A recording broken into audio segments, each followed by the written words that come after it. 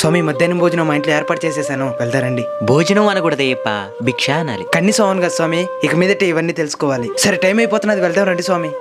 నువ్వు వెళ్తా ఉండు, మాకు కొంచెం పని ఉంది, వెనకాలనే వచ్చేస్తాం. మనకేం పనుంది స్వామి? అది మళ్ళీ చెప్తానులే, మీరు వెళ్ళండి సార్, మేము వచ్చేస్తాము. సరే స్వామి. మంచి వెజిటేరియన్ హోటల్కి వెళ్దాము పద. ఆ స్వామి ఏర్పాటు చేస్తున్నాడు కదా స్వామి. నేను వాళ్ళ ఇంట్లో తినను స్వామి. ఎందుకు? వాళ్ళది వేరే కులం. మాలలో ఉన్నారు స్వామి, ఇలా మాట్లాడడం చాలా తప్పు. తప్పో నేను వాళ్ళ ఇంట్లో తిన్ను, వాళ్ళ పూజకి కూడా రాను. మాల వేసుకునేది మనలోని దుర్గుణాలు జయించడానికి. అలాంటిది మాల వేసుకున్న తర్వాత కూడా ఇలా కులపిచ్చి చూపిస్తే ఆ అయ్యప్ప స్వామి కూడా క్షమించాడు. మీరు వస్తారో రారో, నేనైతే తప్పకుండా వెళ్తాను.